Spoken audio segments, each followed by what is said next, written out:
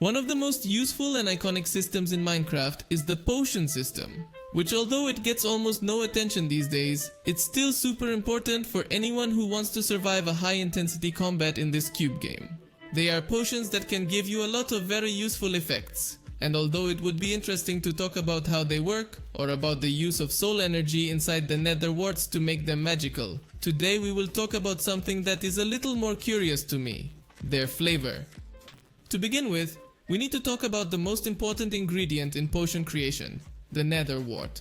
This is the basis for all potions, except the potion of weakness, and it is simply a fungus belonging to the nether, which grows on soul sand. And although we have never tasted a nether wart, it is a known fact that almost all mushrooms share to some degree of umami flavor, and the darker the mushroom, the more it tastes umami.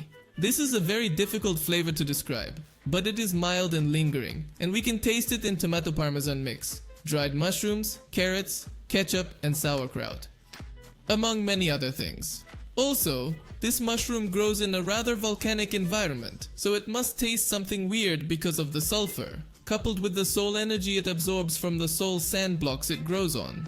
So, for example, the speed potion, made with sugar and nether wart, should taste like sulfuric mushroom juice with sugar, while the jump potion, made with rabbit's foot and nether wart, should taste like a homemade mushroom broth with meat, somewhat similar to the Turtle Master's potion, which is made with turtle shell. The turtle is supposed to taste somewhere between fish and pork, so it should taste like fish broth with mushrooms.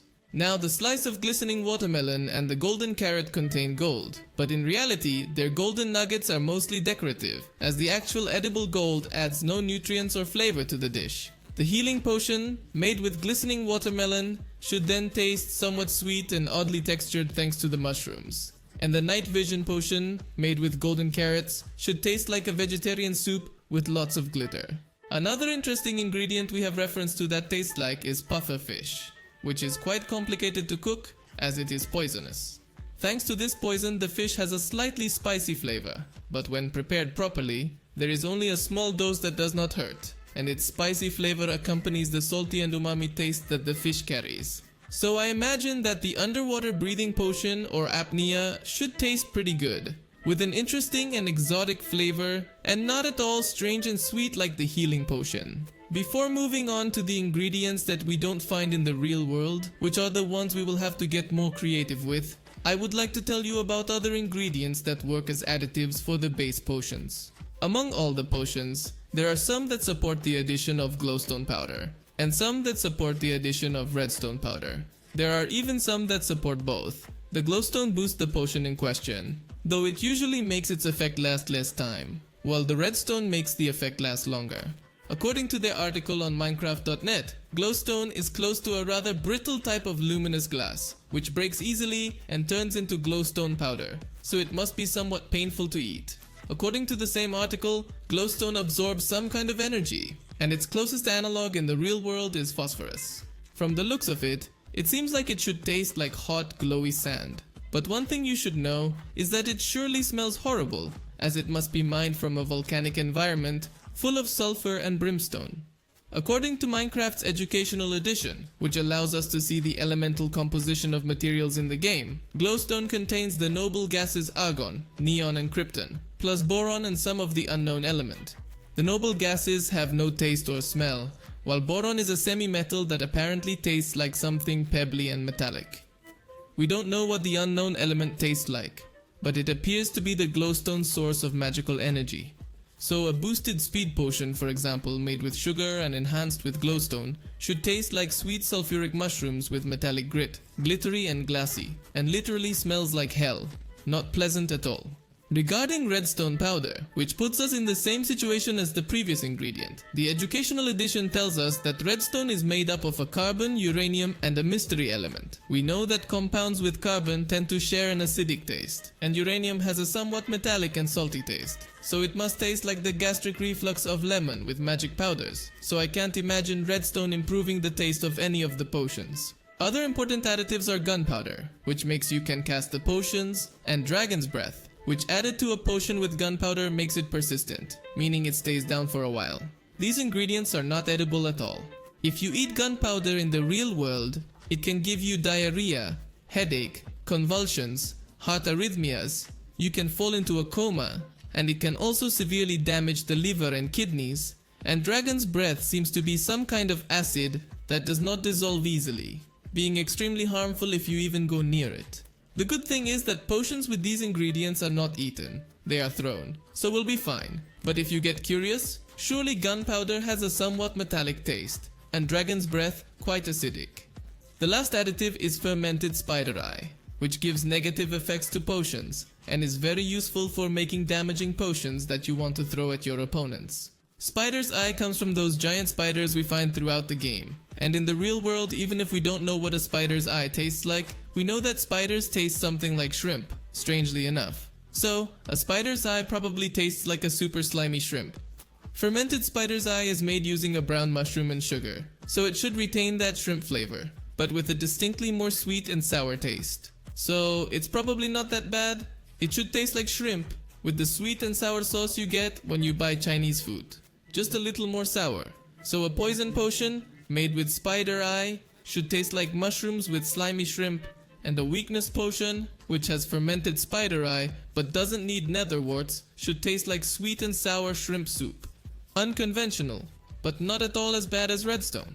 For example, the next exotic ingredient is blaze dust, which is created from the sticks that blaze drop when they die, and unfortunately can't be put into the educational edition's material reducer, so we'll have to speculate more than I'd like.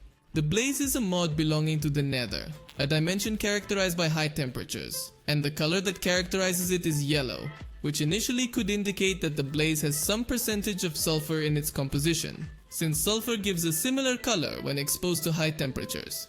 According to his post on Minecraft.net, the closest actual element to blaze dust is magnesium, which has a bitter metallic taste. Sulfur is toxic and has a pungent taste, so blaze powder must taste pretty awful.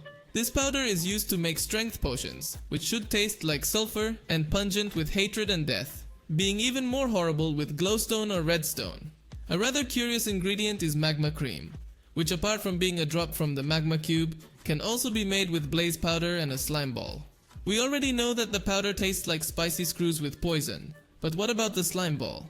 Slime, as a monster, is a greenish-green gelatinous creature that looks like a giant lemon jelly and wants to kill you. From this, we might think it tastes sour and not so ugly, but killing a slime is not the only way to get a slime ball. It can also be dropped by a sneezing panda, so yes, it's just a giant booger. So even though it looks like a colorful dessert, magma slime probably tastes horrible, since it's spicy, bitter, metallic, and has the consistency of a booger made of lava.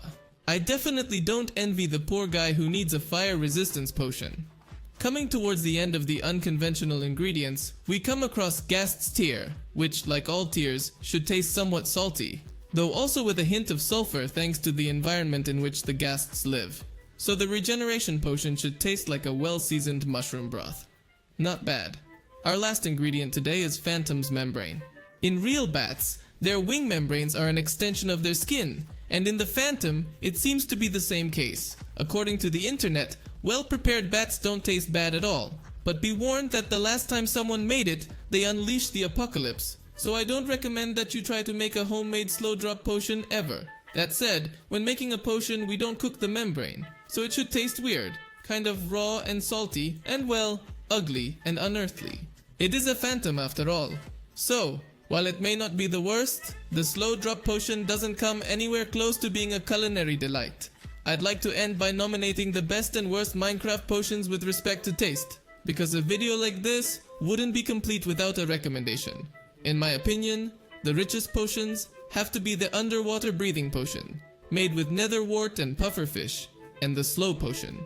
Especially the slowness one made with rabbit's foot and fermented spider's eye, because it should come out like a mushroom soup with rabbit and sweet and sour shrimp. It doesn't sound bad at all, and I give an honorable mention to the regeneration potion made with a ghast tear, which should taste like salty mushroom broth and a little bit spicy and not revomiting anyone.